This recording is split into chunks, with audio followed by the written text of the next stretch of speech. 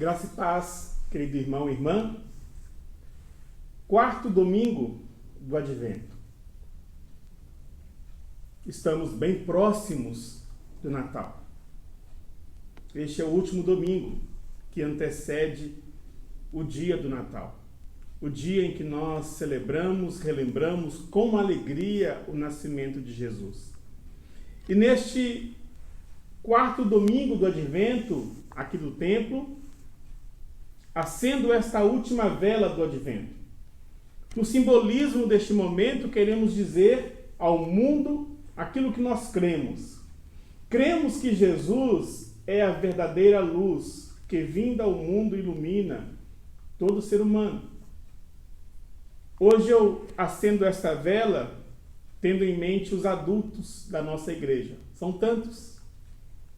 E possivelmente aqui, se nós estivéssemos em um culto presencial no templo, eu chamaria dentre nós adultos aqueles que são os mais velhos, ou pelo menos uma pessoa mais velha dentre nós, porque a pessoa mais idosa, vamos dizer assim, é aquela que simboliza a longevidade da vida. E, sobretudo, uma vida que, na sua longevidade, permanece servindo ao Senhor, permanece nos caminhos do Senhor. E, para todos nós, que somos adultos e fazemos parte do corpo de Cristo, fazemos parte desta igreja, este desafio permanece. O desafio de, em meio aos problemas, de, em meio aos conflitos da vida, situações que são próprias para nós, que já temos certa idade, e problemas que nos atingem de diferentes maneiras, que apesar de tudo, apesar de todos, que nós continuemos caminhando, persistindo nessa caminhada de seguir, de servir, de conhecer, de obedecer ao Senhor Jesus, o nosso Senhor, o nosso Salvador. Esta é a minha oração a todos vocês, adultos, que congregam esta igreja e que servem ao Senhor da igreja por meio dessa instituição, a IPI do Parque Pedro. Hoje eu quero falar com toda a igreja a respeito de mais uma característica do tempo do Advento. Dissemos que Advento é tempo de consolo, é tempo de espera, é tempo de reencontrar a alegria. E hoje, neste último domingo do Advento, eu quero frisar com você, querido irmão e irmã, que Advento é tempo de servir. Isso mesmo, Advento é um tempo oportuno para que sirvamos ao Senhor. E eu quero falar isso, aliás, eu quero falar a respeito disso com você, inspirado pelo texto bíblico registrado no Evangelho de Lucas, capítulo 1, versículos 26 a 38. Eu vou fazer a narrativa dessa história, mas eu peço que você mantenha a sua Bíblia aberta para que vá acompanhando aquilo que eu estou dizendo a respeito dessa passagem bíblica. Essa passagem bíblica, ela trata de Maria. Maria, aquela que foi escolhida pelo Senhor para ser a mãe do nosso Salvador. A passagem começa dizendo que no sexto mês da gravidez de Isabel, prima de Maria, o anjo Gabriel foi até uma cidade da Galileia, a cidade de Nazaré. E ali o anjo, ele se aproximou de Maria com uma saudação. Saudando Maria de uma maneira tão inusitada, inesperada, que gerou na Maria uma certa perturbação, querendo entender qual seria o sentido daquela saudação. Eu estou aqui no versículo 29. Ela, porém, após ouvir esta palavra, perturbou-se muito. Pôs-se a pensar no que significava aquela saudação. Bem-aventurada, agraciada és, Maria, és mulher. E ela passou então a pensar, refletir no motivo daquela saudação. O anjo então passa a discorrer, a descrever o motivo da sua visita. E diz que ela seria então a mãe daquele que devia vir ao mundo, o Messias, o Salvador, o Filho do Altíssimo. É claro, Maria foi tomada de surpresa diante dessa anunciação, porque ela era desposada de José, ou seja, estava prometida em casamento a José, não havia ainda se relacionado maritalmente com José. E lógico, o Lucas faz questão de registrar essa dúvida biológica que perpassa a cabeça de Maria. Como será isso? Visto que eu ainda não coabitei com homem algum? E o anjo passa então a dizer que aquilo que nela seria gerado era obra do Espírito Santo. A conversa continua e o anjo então diz a Maria: olha, a sua prima Isabel, já velha, já avançada em dias, aquela que achava que não poderia mais ter filhos, já é este o 6º mês. Porque para o Senhor não haverá impossível em suas promessas. Bom, nessa conversa toda com o anjo, as palavras finais de Maria, eu estou aqui olhando para o texto bíblico no versículo 38, ela diz o seguinte: aqui está a serva do Senhor, que se cumpra em mim conforme a tua palavra. E o anjo se ausentou dela. E o anjo se ausentou dela. Que linda história, irmãos e irmãs. História da manifestação de Deus em um vilarejo insignificante que era habitado por média de 150 pessoas, e dentre essas 150 pessoas, esse anjo se apresenta a Maria. E Maria, ouvindo então o motivo daquela visita, se põe a pensar, a refletir, e ao final ela diz: aqui está a serva do Senhor, que se cumpra em mim, que se cumpra em mim, conforme a tua palavra, Senhor. E eu fico pensando na coragem de Maria. Maria poderia correr o risco de ser abandonada por José. Maria poderia correr o risco de ser rejeitada pela própria família, o risco da exclusão. E na pior das hipóteses, se acusada de adultério, Maria poderia ser apedrejada em praça pública. É interessante dizer aqui, irmãos e irmãs, que para que Maria pudesse ser aceita por José como a sua legítima esposa, o anjo aqui no Evangelho de Lucas aparece para ela, mas no Evangelho de Mateus aparece para José, afirmando para José que aquele que nela estava sendo gerado, ou que seria gerado, era o Filho de Deus. De modo que José pôde então dirimir toda essa situação, aceitando-a como a sua legítima esposa. Mas pensemos a partir da perspectiva de Maria, que de repente recebe um anúncio desse e tem que decidir o que fazer da sua vida. Maria foi uma mulher extremamente corajosa, irmãos e irmãs. E esse texto me ensina algumas coisas, tentando aqui me colocar no lugar de Maria e tentando extrair aquilo que Deus quer nos trazer de ensinamento em nosso próprio contexto. A primeira coisa que o texto bíblico me ensina, e eu quero compartilhar com você, é que Deus procura por servos nos lugares mais improváveis. Nos lugares mais improváveis, irmãos e irmãs.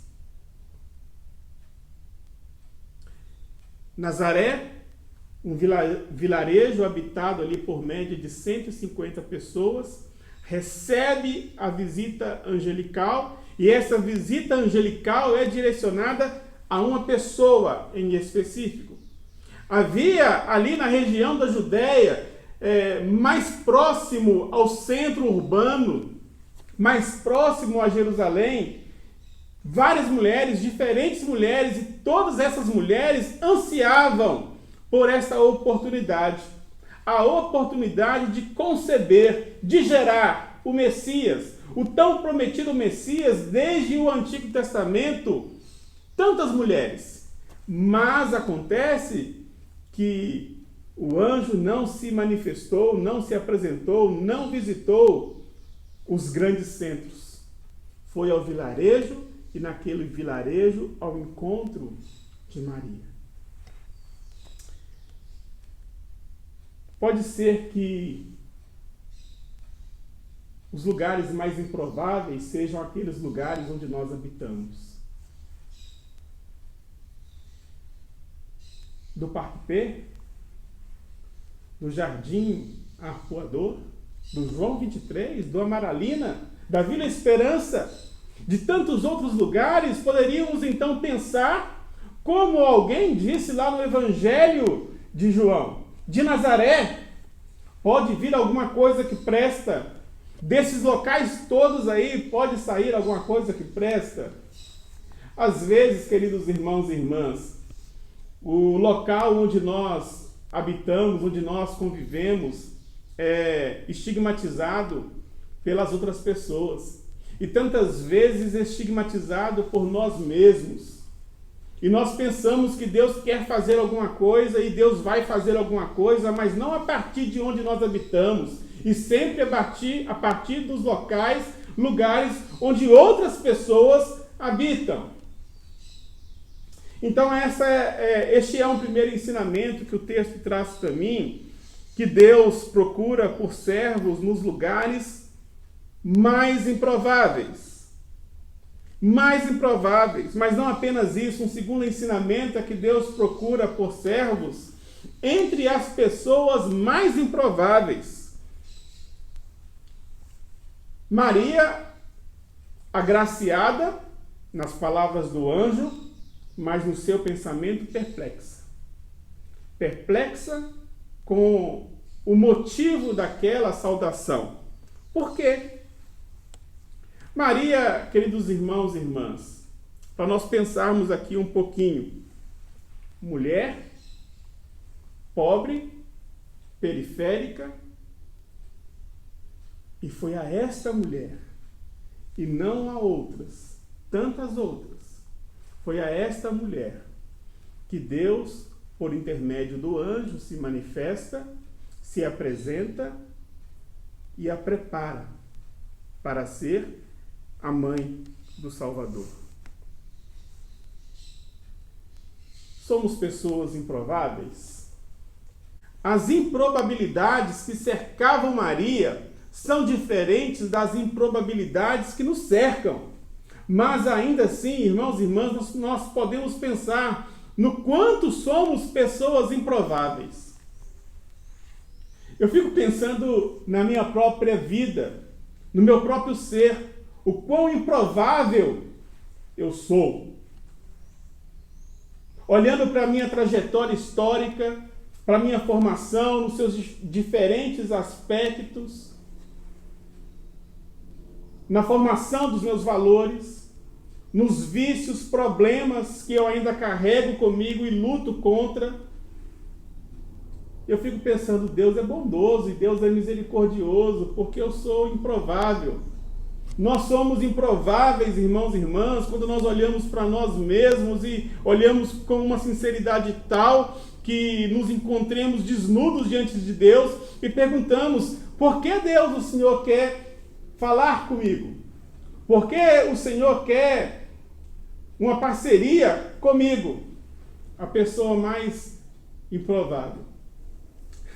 Eu vou brincar aqui com vocês, porque eu me lembro, certa ocasião, de uma conversa pós-culto com uma irmã aqui da igreja muito querida, e essa irmã, estávamos ali falando a respeito das nossas características, e ela se virou para mim e falou assim: olha, uma característica que eu percebo em você de vez em quando é que você é mimado. Eu fiquei pensando naquela fala dela e a partir de então eu tenho procurado trabalhar em que sentido eu sou uma pessoa mimada e o quanto eu preciso reavaliar a minha postura, os meus comportamentos, para que eu deixe de ser, então, essa pessoa mimada. Mas o que eu quero chamar a atenção aqui é que Deus trabalha com pessoas improváveis. Deus trabalha com pessoas improváveis, queridos irmãos e irmãs. Deus gosta de pessoas improváveis. E Maria era uma delas, e nós somos também pessoas assim. Quais são as improbabilidades que nos cercam, mas que a despeito delas, Deus se apresenta, Deus se manifesta e conta conosco? Mas o terceiro ensinamento que o texto bíblico traz para mim, traz para nós, e que eu acho que deve ficar aqui marcado na nossa mente, na nossa memória, é que Deus procura por pessoas com disponibilidade para servi-lo. Não importa de onde eu sou, não importa como eu sou, o que importa para Deus é como eu me disponho, ou se eu me disponho. Maria poderia negar, Maria poderia olhar para a sua realidade, colocar numa balança aquilo que estava sendo colocado para ela, bênção, ser a mãe do Messias. Mas veja lá, eu posso ser apedrejada, eu posso ser abandonada, eu posso ser excluída. E diante dessa balança, ela poderia chegar à seguinte conclusão: não, anjo, o que você está me dizendo não tem nada a ver com agraciamento, isso tem a ver com maldição, e eu não quero, eu não topo. Mas percebam, queridos irmãos e irmãs, aquilo que ela diz no último versículo do nosso texto. Aqui está a serva do Senhor, que se cumpra em mim conforme a tua palavra. Conforme a tua palavra. E o anjo se ausentou dela.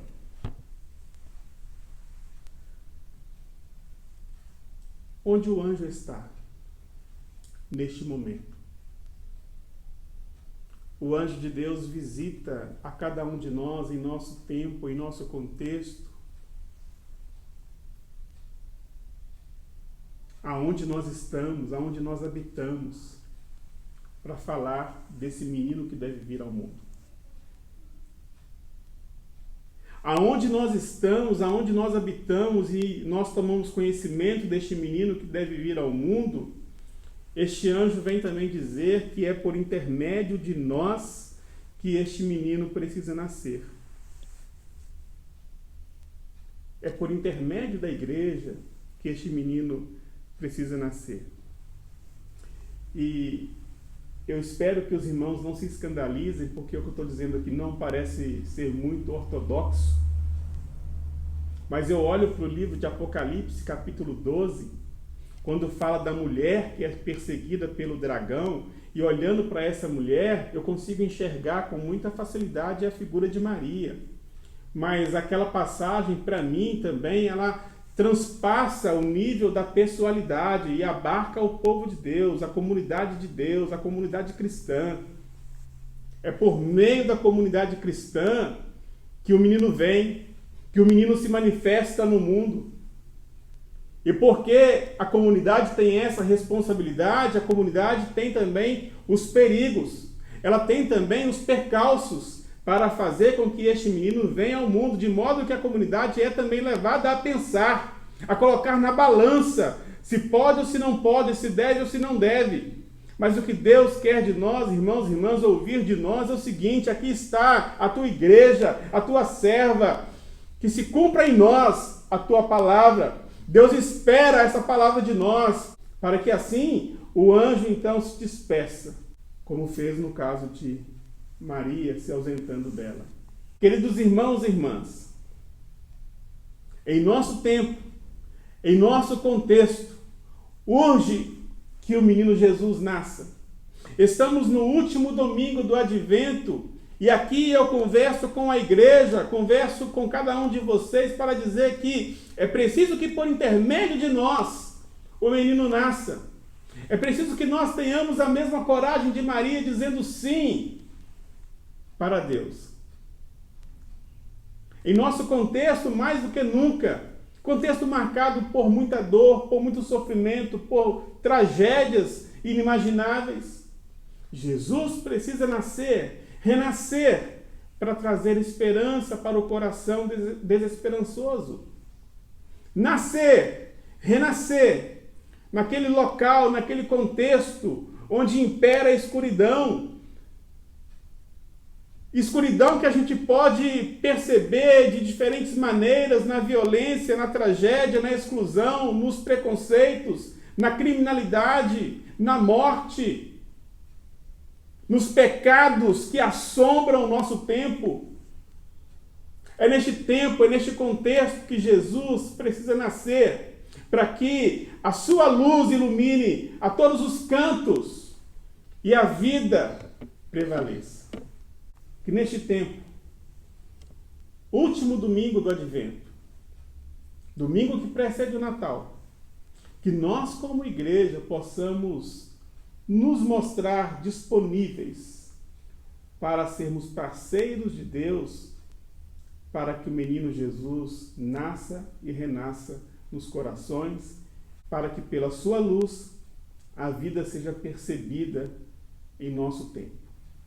Que assim seja, para a honra e para a glória do nosso Deus. Amém.